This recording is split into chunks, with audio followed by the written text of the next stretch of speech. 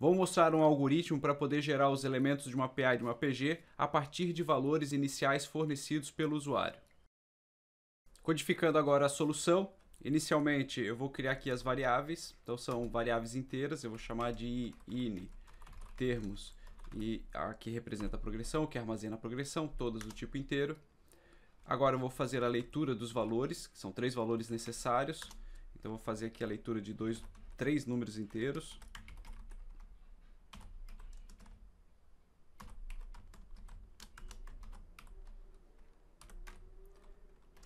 Que são na sequência ali do problema, que é o valor inicial, a quantidade de termos,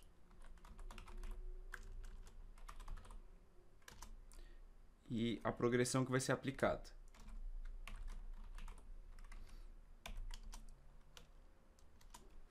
E agora, para poder fazer a progressão, né, para poder mostrar essa progressão, eu vou fazer um for, que se utiliza da minha variável i, que começa com o número 0, enquanto i for menor do que a quantidade de termos, e mais. Aqui eu utilizei de 0 até o valor menor aqui com a quantidade de termos, porque é uma forma que eu costumo representar aqui quando eu codifico, né? Mas vale lembrar que isso daqui é a mesma coisa, né? Se eu fizesse da seguinte maneira, vou até colocar aqui como comentário, se eu fizer começando de 1, enquanto for menor ou igual à quantidade de termos, o resultado na lógica de programação é exatamente o mesmo. Tá? Eu só vou optar a fazer de 0 até a quantidade menor do que de termos, mas é equivalente a essas duas expressões. A quantidade de vezes que o for vai executar vai ser a mesma. Então, a cada iteração, eu vou mostrar na tela o valor do termo da sequência.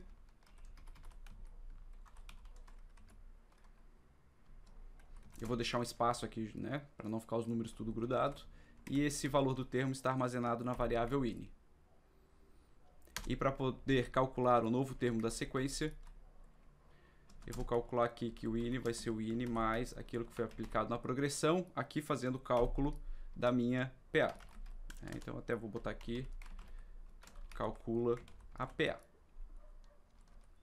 Isso vai ficar fazendo durante várias execuções, conforme é pedido pelo usuário ali informado nesse momento aqui. Fazendo uma rápida execução. Vou fornecer aqui os valores 1, 3 e 5. Lembrando que daí a sequência é o valor inicial, vai começar em 1, o número de termos vão ser 3 termos, que vão ser incrementados de 5 em 5 unidades.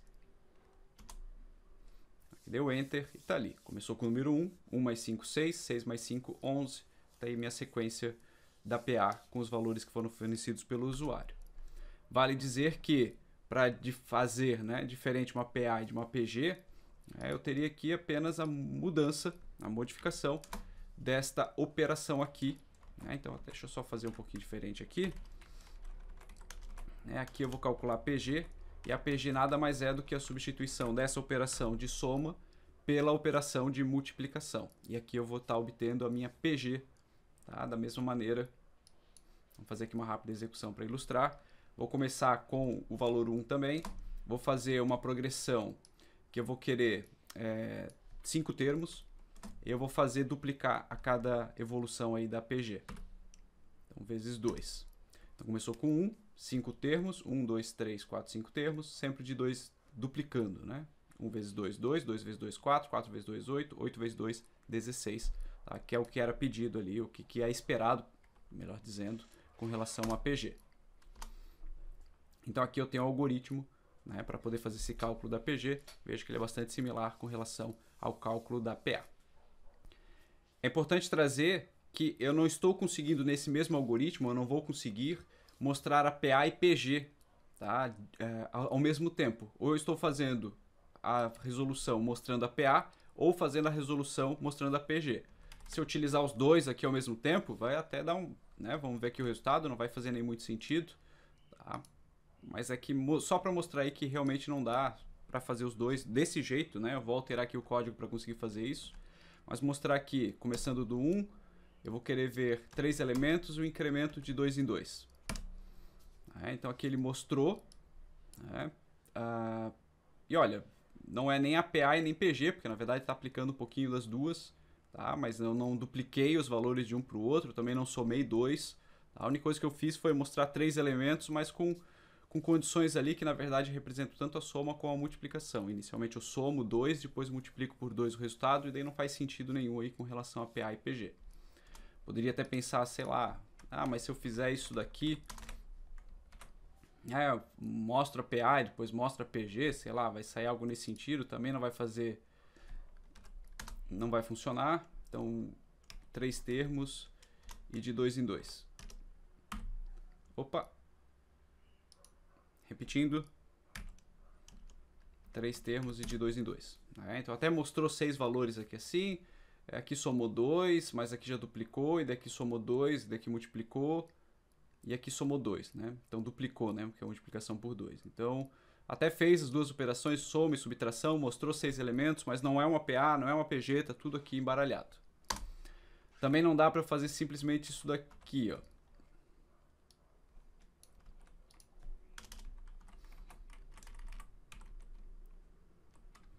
Só que antes eu fiz com a PA e agora eu vou fazer com a PG. Né? Então eu vou deixar a PA lá em cima. E depois a PG. Tá? Por que que não vai funcionar? Por que que isso daqui não vai funcionar? Né? Não faz sentido. Eu primeiro mostrei a PA e depois eu mostrei a PG aqui. Tá? Vamos ver o que que seria o resultado. Até. Deixa eu só para me antecipar. Vou fazer aqui um printf de um /n para poder gerar uma nova linha. Tá, então, na primeira linha vai ser a PA e na segunda vai ser a PG. Então, começando 3 termos de 2 em 2. Então, mostrou aqui. A PA mostrou certinho, né? Começou em 1 mais 2, 3, 3 mais 2, 5, era o que era esperado. Mas a PG, né, já mostrou uma coisa nada a ver. Não é que não é nada a ver, na verdade até foi feito. É importante observar que quando terminou essa iteração aqui, para mostrar PA, o valor da minha variável ini era 5, né, que foi o último valor que foi mostrado da PA. Isso atrapalhou depois a PG, porque a PG também deveria começar com o número 1, mostrar 3 termos e incremento de 2 em 2, duplicando. Né? Ele até duplicou aqui. Mas o meu valor inicial, ele começou com 5. Na verdade, com 5 mais 2 até, porque ele até chegou a somar, mas não chegou a mostrar de novo. Né? Quando ele fez essa soma, logo em seguida ele acabou o for e não chegou a mostrar o resultado dessa soma. Então ele deu 5 mais 2, deu 7, e ele não foi adiante, né, para mostrar esse número 7, porque ele já tinha mostrado os 3 que eram pedidos. Mas isso influenciou lá adiante no algoritmo, né, porque daí aqui ele já começou com esse valor 7 aqui, tá, e ele começou a duplicar a partir disso. Isso mostra que essa minha variável ini, tá, ela não fica adequada, no caso aqui, para continuidade no meu algoritmo. Tá, então eu vou fazer um pequeno ajuste para que seja possível, tá, utilizar aqui esta parte. Então inicialmente eu vou criar uma outra variável, eu vou chamar aqui de ini_pa e uma ini_pg, tá? Onde eu vou ler inicialmente a ini_pa e aqui eu vou utilizar a ini_pa para mostrar PA. Então aqui só substituir. E aqui nesse ponto eu vou usar a ini_pg. Tá? Vou mostrar a ini_pg, a ini_pg e a ini_pg. Ok? Substituir em todos os lugares. Eu só estou lendo a ini_pa. Tá? Não faz muito sentido também eu pedir para o usuário digitar 2 vezes. Né? Se é para começar, a PA e PG é para começar com o mesmo valor, não tem porque eu pedir para o usuário digitar o mesmo valor 2 vezes. A única coisa que eu vou fazer aqui é o acréscimo desta linha, onde eu digo que o ini_pg vai ser, ou vai receber o valor da ini_pa, do ini_pa. Pronto. Então aqui eu vou manipular, mostrar a PA e depois, tá, baseado no ini_pg, que tem o mesmo valor inicial dessa minha variável ini_pa, tá, eu vou mostrar aqui a progressão geométrica. Deixa eu salvar e executar. Então aqui na sequência que eu vou mostrar, começando com o número 1, 3 termos de 2 em 2. Então, PA já estava certa, né? Começou 1 mais 2, 3, 3 mais 2, 5. E aqui a PG começou com 1 vezes 2, 2, 2 vezes 2, 4. Tá? Aqui eu tenho daí a minha PA e minha PG sendo mostradas corretamente como era esperada para o problema. Veja que nesse cálculo da PA e da PG, né, ele apenas mostra o resultado da sequência. Eu não guardo ela. A bem da verdade, eu só estou guardando qual que é o último valor daquela PA ou daquela PG, mas os anteriores, elementos que tiveram anteriores, que foram calculados anteriormente, todos eles são perdidos, conforme essa minha variável in aqui vai sendo substituída por um novo termo. Então, inicialmente ela tinha o primeiro valor, que é lido pelo usuário, nesse momento aqui, e depois ela vai sendo substituída a cada novo elemento que eu estou mostrando na tela. Então, no final, eu só tenho o último realmente guardado nela e todos os anteriores são meio que perdidos. Embora o usuário vai ter a possibilidade de visualizar eles, eu não consigo utilizar eles. Nesse sentido, é interessante fazer, ou pode ser interessante fazer, o armazenamento dos valores dessas sequências da PA e da PG dentro de uma variável. Né? Então, eu posso fazer esse armazenamento dentro de uma variável que seria um vetor, né, para poder guardar vários elementos que estariam ali fazendo o armazenamento dessa sequência inteira.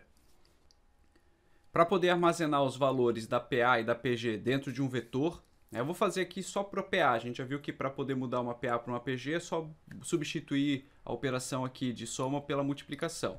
Então eu vou alterar, vou trabalhar só com uma PA.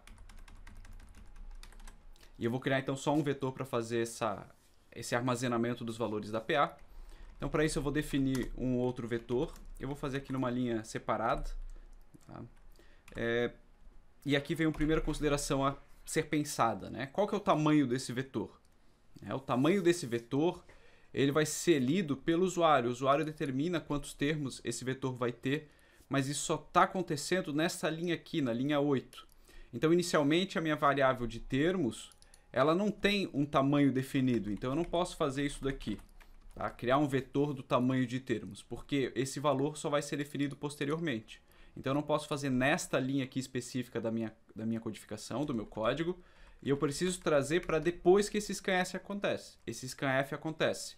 Pode ser aqui, logo depois de ser lido o valor, a quantidade de termos, assim como poderia ser em algum outro lugar que eu poderia achar adequado. Tá? Mas é qualquer momento depois que eu consigo fazer a leitura dessa quantidade de termos, que eu defino um valor para essa quantidade de termos, é que eu posso fazer aqui sim a definição. Né? Criar aqui a minha variável que guarda o vetor, né? A minha variável vetor que guarda os termos dessa progressão. Então eu fiz aqui no caso na minha linha 8. E agora, ao invés de simplesmente ou de somente mostrar o valor que está nessa variável, o que eu vou fazer é também fazer com que o meu vetor numa determinada posição, receba essa variável. Então, eu estou mostrando essa variável e também estou armazenando ela dentro do meu vetor. Tá? Tem jeitos diferentes que poderiam ser feitos, mas estou fazendo aqui que eu acho mais fácil de entender com essa certa redundância aqui com relação a essa variável in, que ela poderia ser usada para outra coisa e não só para isso. Não só para receber o cálculo e guardar o resultado do cálculo dentro do vetor. Tá? Mas eu fiz aqui nela. Então eu mostro o valor do termo da PA e guardo esse valor do termo da PA dentro do meu vetor. Em que posição? Sempre na posição aqui i. Tá?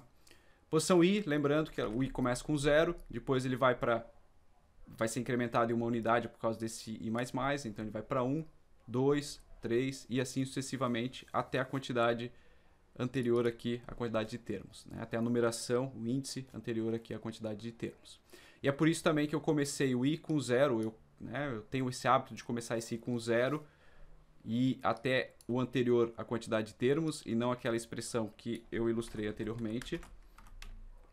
Assim, de começar em 1 e aqui até essa quantidade aqui, porque pelo menos aqui na linguagem de programação C, fazendo desta maneira aqui, né, aqui que eu estou assinalando, ela acaba me atrapalhando depois na manipulação de um vetor, porque os vetores começam com a numeração 0.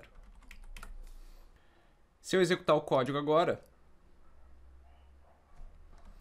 então começando com o termo 1, eu vou querer 4 termos e de 2 em 2. Então mostrou 4 termos ali, incrementando de 2 em 2 a cada evolução. Eu vejo que a minha PA foi definida, né? Está sendo mostrada corretamente.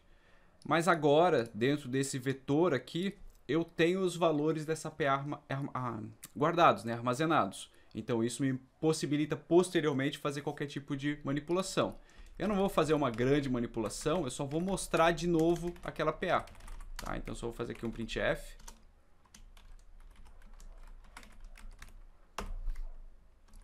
Vou percorrer e dessa vez eu vou mostrar aqui o que está dentro do vetor, só para comprovar de que está guardado esse valor da PA que foi calculada anteriormente. Tá? Então eu criei uma nova linha só para separar. Na primeira linha vai ser o resultado desse printf aqui, e a segunda linha vai ser o resultado de eu mostrar todos os termos que estão dentro do vetor. Só para ficar diferente, eu até vou colocar aqui com o hífen, que fica mais fácil de visualizar essas diferenças. Tá? Então eu quero, começando do número, vamos começar um número diferente, vamos começar do 5, eu vou mostrar 4 termos com a progressão 3. Tá? Então deu aqui as duas sequências, começa do 5, de 3 em 3, e depois aqui mostrando o que estava dentro do vetor, que está com esse hífenzinho aqui a mais. Lógico que fica com esse hífen aqui no final, mas tudo bem, serve para ilustrar só que são duas formas ali, né? Inicialmente eu só mostrei os valores e se perderam esses valores, e nessa segunda linha, na verdade eu guardei dentro do vetor os valores e com isso eu consigo recuperar eles para uma manipulação posterior aqui com relação à com a minha progressão. Para PG, tudo a mesma coisa, só substitui aqui essa operação de soma pelo operador de multiplicação. Tá? Isso encerra a explicação da codificação da PA e da PG, simplesmente mostrando os termos ou inclusive armazenando os termos aqui dentro de um vetor.